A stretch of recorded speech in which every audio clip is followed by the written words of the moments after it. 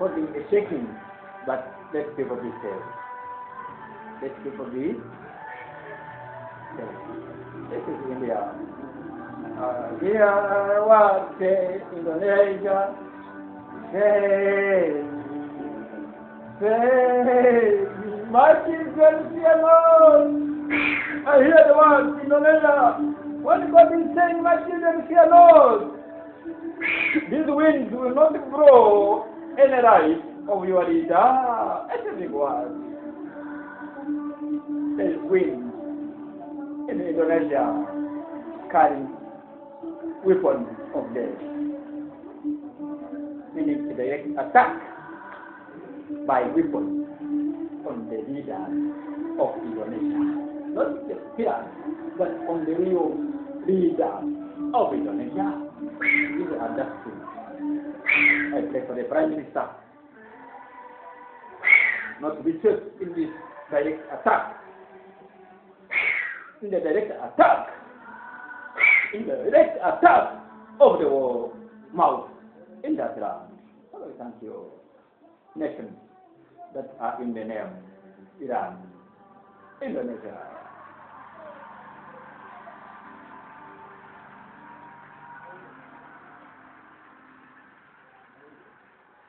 These others are being humbled.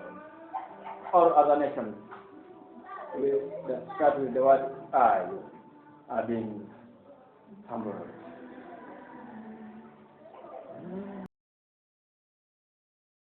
Our next story is from Indonesia, where deadly protests have erupted. They began last week as a peaceful demonstration, but then quickly turned into riots, leaving at least 5 people dead.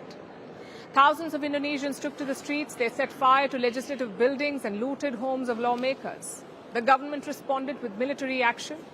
This is Indonesia's worst wave of protests in years. But what is behind it? And what does it mean for the government? Here's a report. Thousands of protesters on the streets, buildings and vehicles torched, homes looted, at least 5 people killed, and many others injured. As Indonesia sees its worst wave of violent protests in years,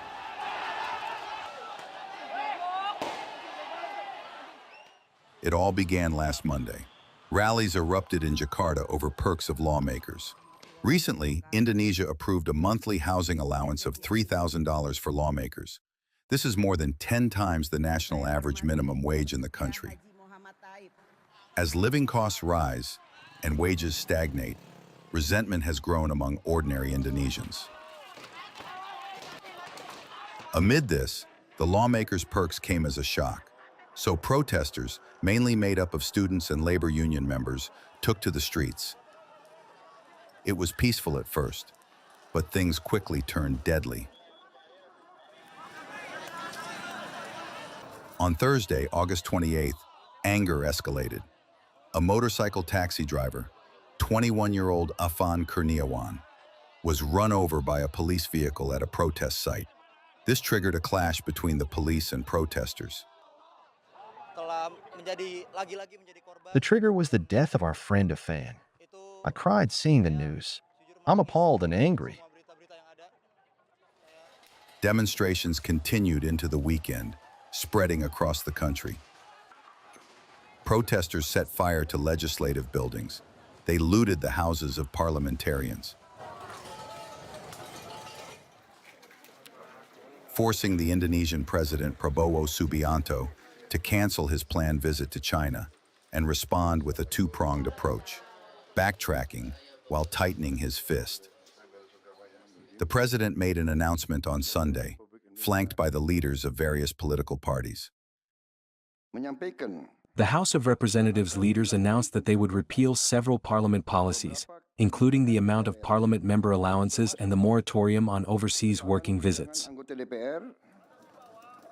After reducing lawmakers' benefits, he also ordered stern action by the military and police.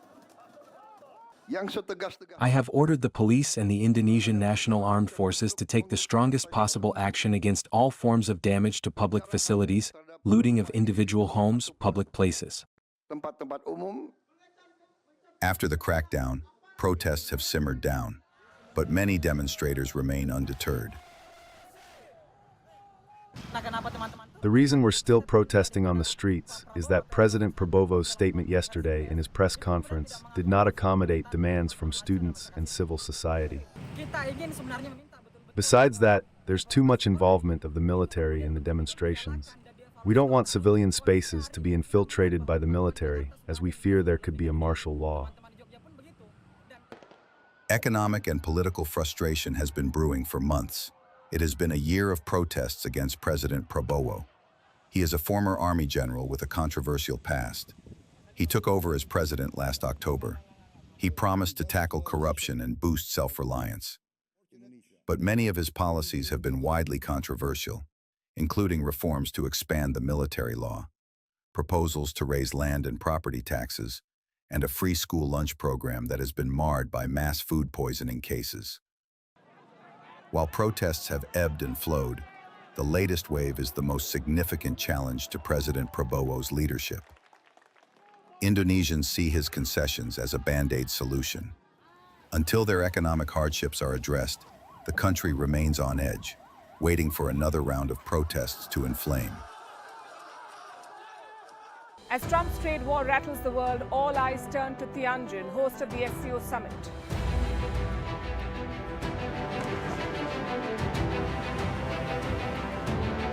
Prime Minister Modi makes his first visit to China in 7 years. India's policy of multi-alignment faces its biggest test. Will the outreach to China open the door to a new partnership? And will talks with Russia add weight to India's stance against trade wars and tariffs? Catch Vantage live from Tianjin.